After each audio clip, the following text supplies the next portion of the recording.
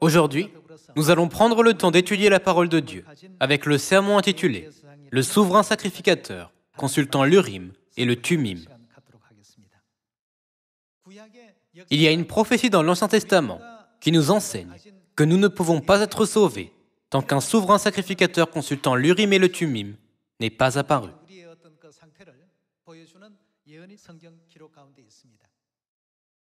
Dans l'Ancien Testament, il y avait une nation qui était associée à l'histoire d'Israël.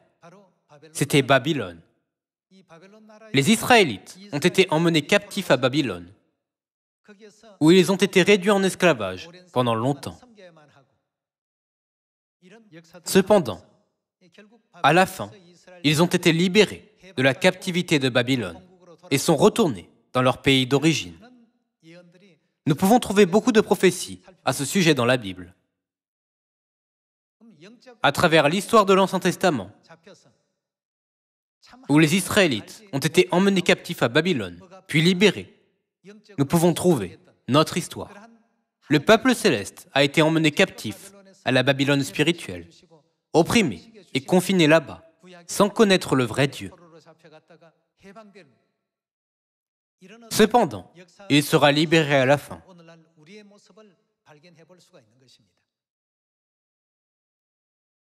Après avoir été libérés de la captivité de Babylone, les Israélites ont rencontré une situation très grave. Parmi les captifs de Babylone, ils devaient distinguer qui étaient les vrais Israélites.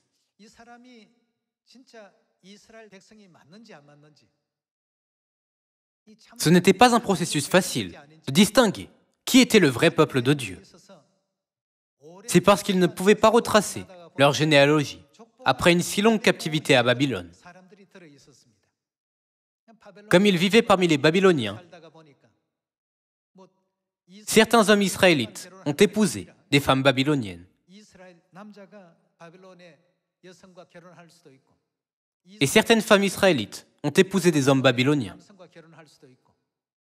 Leurs enfants ont également épousé des Babyloniens.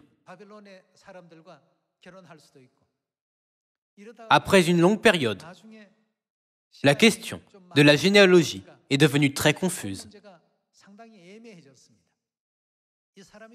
Dans certains cas, il n'était pas sûr de devoir considérer quelqu'un comme un Israélite ou comme un Babylonien.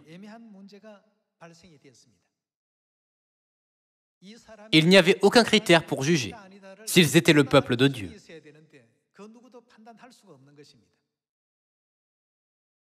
Dans cette situation, Dieu a permis le moyen de déterminer leur généalogie.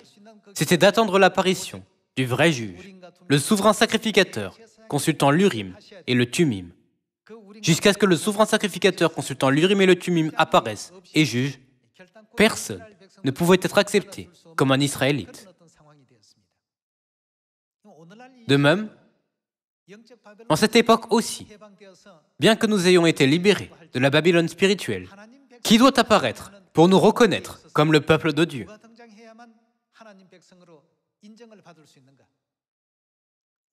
Sans l'apparition du sacrificateur consultant l'Urim et le Thummim, nous ne pouvons jamais avoir les normes ou la base qui peuvent prouver que nous sommes le peuple de Dieu. Le sacrificateur consultant l'Urim et le Thummim doit apparaître pour juger et séparer ceux qui sont le peuple de Dieu de ceux qui ne le sont pas. Voyons cette prophétie dans Esdras, chapitre 2. Esdras, chapitre 2, verset 1. Voici ceux de la province qui revinrent de l'exil, ceux que Nebuchadnezzar, roi de Babylone, avait emmenés captifs à Babylone, et qui retournèrent à Jérusalem et en Juda, chacun dans sa ville. Ils partirent avec Zorobabel, Josué, Néhémie, Séraja. Nous pouvons voir que la généalogie continue. Allons au verset 59. Voici ceux qui partirent de Tel-Mélak, de Tel-Archa, de Kéroubadan, et qui ne purent pas faire connaître leur maison paternelle et leur race pour prouver qu'ils étaient d'Israël. Après une longue période, il y avait des gens dont la généalogie n'était pas claire.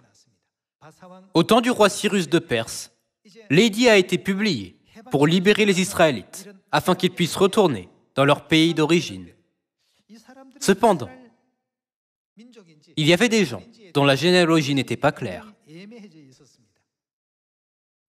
Relisons le verset 59. Voici ceux qui partirent de Tel Mélach, de Tel Harsha, de Kéroubadan, et qui ne purent pas faire connaître leur maison paternelle et leur race, pour prouver qu'ils étaient d'Israël. Verset 60. Les fils de Délaja, les fils de Tobija, les fils de Nekoda, 652.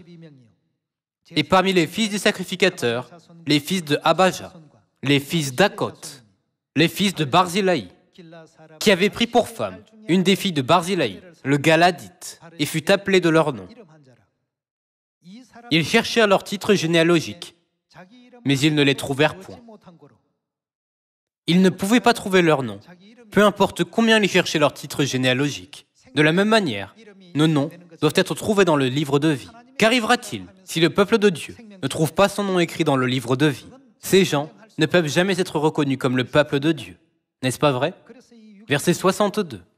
Ils cherchèrent leur titre généalogique dans la généalogie d'Israël, mais ils ne les trouvèrent point. On les exclut du sacerdoce. Et le gouverneur leur dit de ne pas manger des choses très saintes jusqu'à ce qu'un sacrificateur ait consulté l'Urim et le Tumim. Leur droit de manger des choses très saintes, c'est-à-dire leur droit d'accomplir leur divin service, a été suspendu jusqu'à ce qu'un sacrificateur ait consulté l'Urim et le Tumim. C'était parce que leur généalogie n'était pas claire, puisque leur titre généalogique ne pouvait pas être trouvé. Il n'était pas clair s'ils étaient vraiment israélites. Puisque ce n'était pas tranché, le gouverneur leur a dit « Ne mangez pas des choses très saintes jusqu'à ce qu'un sacrificateur ait consulté l'Urim et le Tumim. » Cela s'est produit lors du retour des Israélites dans leur pays d'origine, après avoir été libérés de la captivité de Babylone.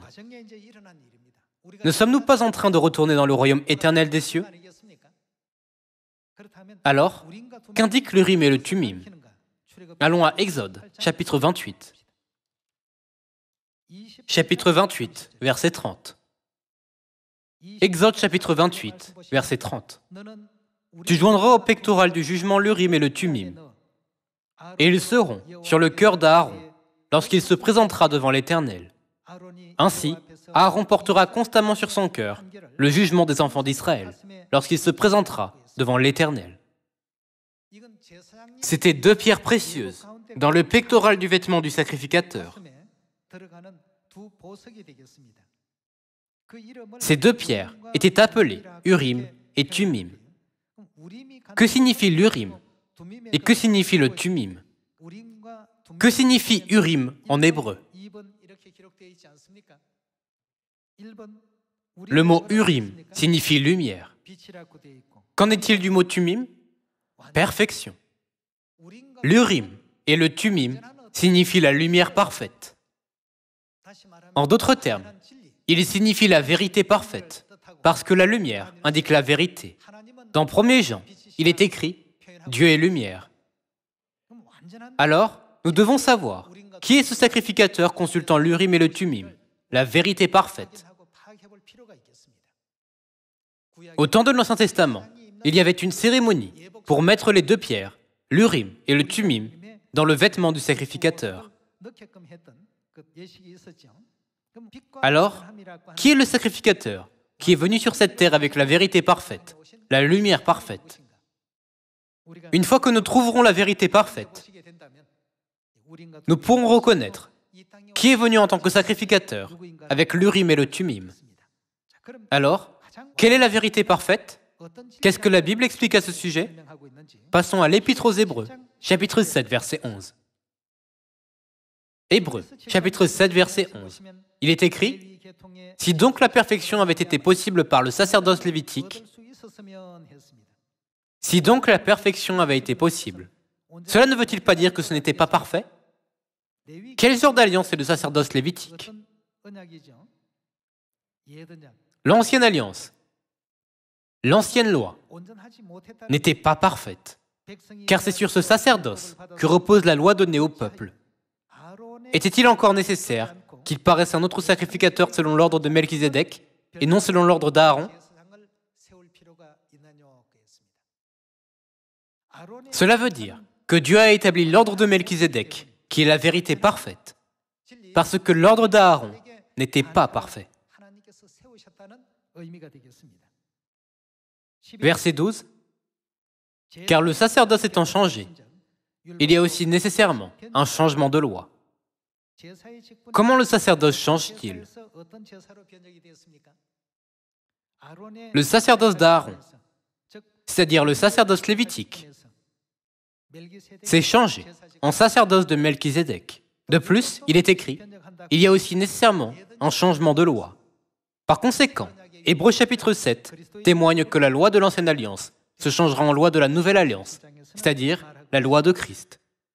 Allons à l'Épître aux Hébreux, chapitre 7, verset 13. En effet, celui de qui ces choses sont dites appartient à une autre tribu, dont aucun membre n'a fait le service de l'autel. Car il est notoire que notre Seigneur est sorti de Juda, tribu dont Moïse n'a rien dit pour ce qui concerne le sacerdoce. Cela devient plus évident encore quand il paraît un autre sacrificateur à la ressemblance de Melchizedek. Verset 16. Institué, non d'après la loi d'une ordonnance charnelle, mais selon la puissance d'une vie impérissable. Car ce témoignage lui est rendu. Tu es sacrificateur pour toujours, selon l'ordre de Melchizedek. Il y a ainsi abolition d'une ordonnance antérieure, à cause de son impuissance et de son inutilité. L'ordonnance antérieure n'est-elle pas l'ordonnance de l'ancienne alliance? Il y a ainsi abolition d'une ordonnance antérieure, à cause de son impuissance et de son inutilité, car la loi n'a rien amené à la perfection, et introduction d'une meilleure espérance, par laquelle nous nous approchons de Dieu. Et cela n'a pas eu lieu sans serment. Car les Lévites sont devenus sacrificateurs sans serment, mais Jésus l'est devenu avec serment, par celui qui lui a dit « Le Seigneur a juré, et il ne s'en repentira pas. Tu es sacrificateur pour toujours, selon l'ordre de Melchizedek. » Par conséquent, Jésus, qui est devenu sacrificateur avec serment, est le souverain sacrificateur pour toujours. Selon quel ordre Jésus est-il sacrificateur? Il est sacrificateur selon l'ordre de Melchizedek. Voyons le verset 22. Jésus est par cela même le garant d'une alliance plus excellente. De plus, il y a eu des sacrificateurs en grand nombre, parce que la mort les empêchait d'être permanents. Mais lui, parce qu'il demeure éternellement, possède quel genre de sacerdoce? Un sacerdoce qui n'est pas transmissible. Cela signifie que ce sacerdoce ne changera pas. Son sacerdoce ne change pas, mais dure pour toujours. Pour quelle raison dure-t-il pour toujours? C'est parce que le sacerdoce est parfait. Nous pouvons confirmer que l'ordre de Melchizedek est la vérité parfaite de notre Dieu éternel. Par conséquent, nous devons attendre celui qui apparaît avec l'Urim et le Thummim.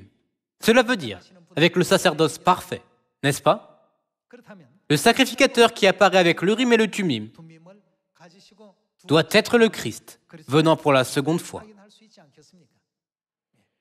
En cette époque, si nous ne recevons pas le Christ, qui vient sur cette terre, selon l'ordre de Melchizedek, la lumière parfaite de la vérité, qui n'est pas transmissible, c'est-à-dire l'Urim et le Thummim, nous devrons renoncer à aller au royaume des cieux. Cependant, il est écrit, « Vous êtes une race élue, un sacerdoce royal. » Comment pouvions-nous devenir une race élue, un sacerdoce royal?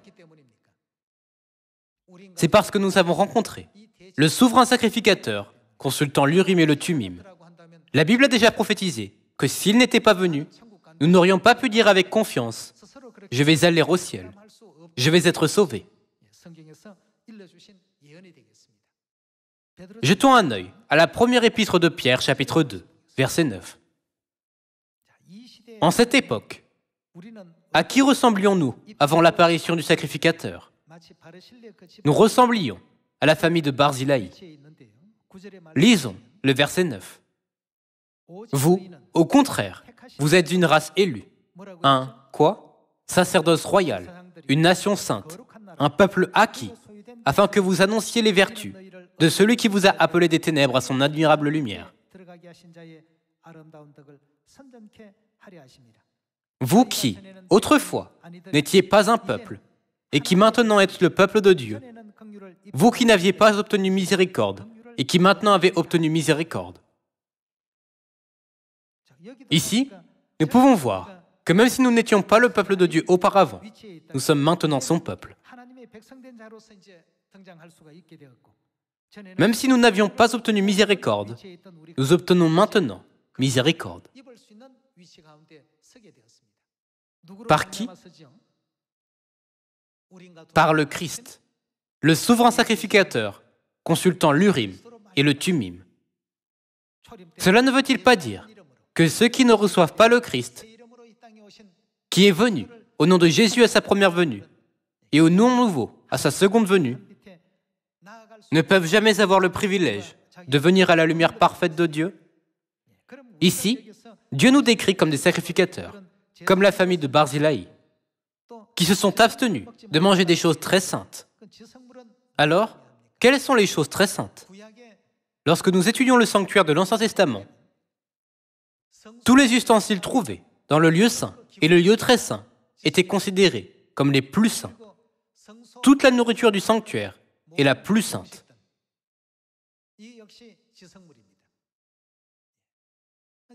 Donc, les choses très saintes qu'ils ne pouvaient pas manger doivent indiquer la nourriture qui venait du sanctuaire.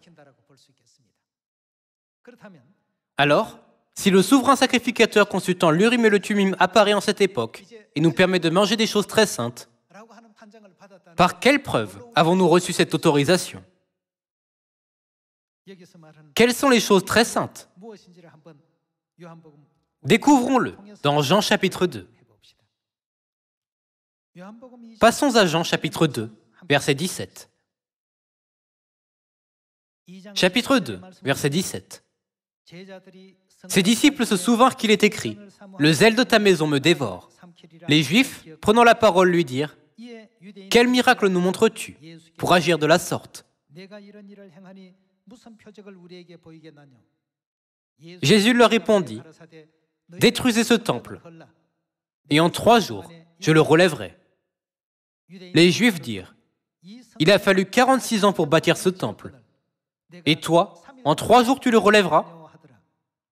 Mais il parlait du temple de son corps.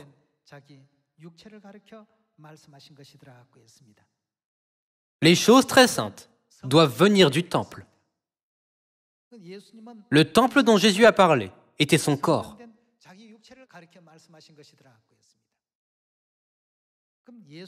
Qu'est-ce que Jésus nous donne à manger et à boire?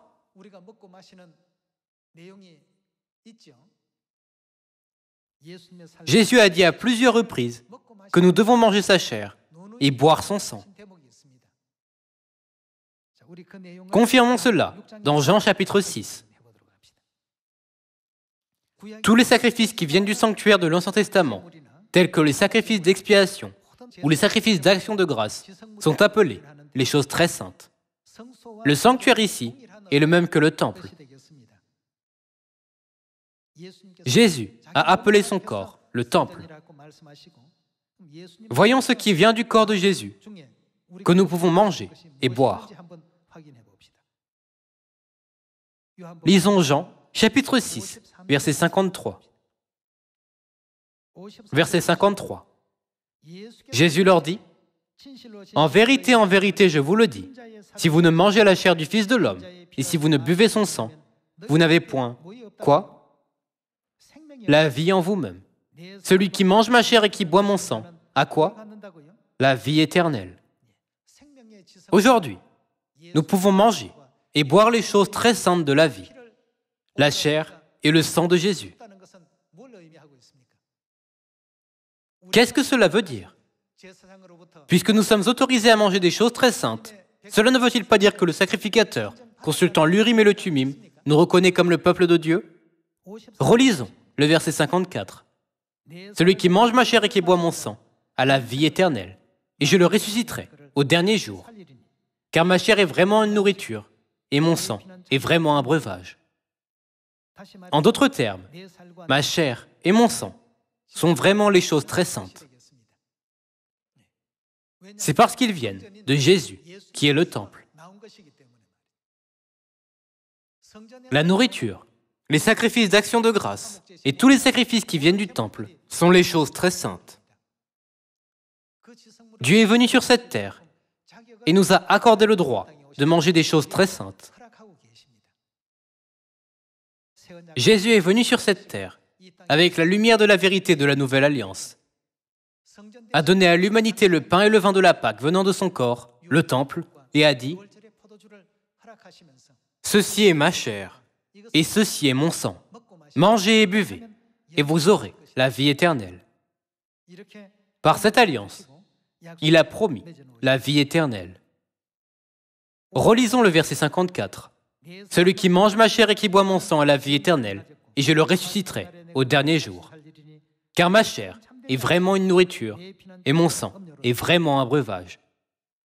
Celui qui mange ma chair et qui boit mon sang demeure en moi, et je demeure en lui. Comme le Père qui est vivant m'a envoyé, et que je vis par le Père, ainsi, celui qui me mange vivra par moi. » Il a déjà été prophétisé comment Dieu nous accorderait la vie éternelle. Jésus nous a dit de manger et de boire, ce qui vient du temple. Ce sont les choses très saintes qui sont données seulement aux sacrificateurs. Alors, dans quelle cérémonie Dieu a-t-il scellé la chair et le sang du Christ, les choses très saintes? Allons à Matthieu chapitre 26 et confirmons qu'elles sont scellées dans la Pâque. Voyons le verset 17. Matthieu, chapitre 26, verset 17. Le premier jour des pains sans levain, les disciples s'adressèrent à Jésus pour lui dire « Où veux-tu que nous te préparions le repas de la Pâque ?» Et répondit « Allez à la ville chez un tel, et vous lui direz « Le Maître dit, mon temps est proche. Je ferai chez toi la Pâque avec mes disciples. » Les disciples firent ce que Jésus leur avait ordonné, et ils préparèrent la Pâque. Passons au verset 26 pour voir comment Jésus a mangé la Pâque. Pendant qu'il mangeait, Jésus prit du pain et, après avoir rendu grâce, il le rompit et le donna aux disciples en disant « Prenez, mangez, ceci est mon corps. » Verset 27, il prit ensuite une coupe et, après avoir rendu grâce, la coupe contenait le vin de la Pâque. Il la leur donna en disant « Buvez-en tous, car ceci, le vin de la Pâque, est mon sang, le sang de l'Alliance, qui est répandu pour beaucoup, pour le pardon des péchés. » Qu'est-ce qui est donné à ceux qui mangent les choses très saintes aujourd'hui? La vie éternelle. Être libéré de la captivité de Babylone spirituelle ne signifie pas aller au ciel inconditionnellement. La vie éternelle et le royaume des cieux sont accordés à ceux qui mangent des choses très saintes, le pain et le vin de la Pâque de la Nouvelle Alliance. Selon l'enseignement du Christ, qui est venu sur cette terre, selon l'ordre de Melchizedek avec la vérité parfaite, l'Urim et le Tumim,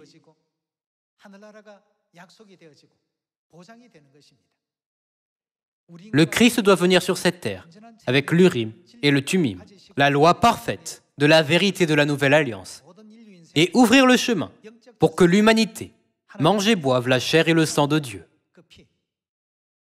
Les choses très saintes spirituelles, c'est-à-dire le pain et le vin de la Pâque.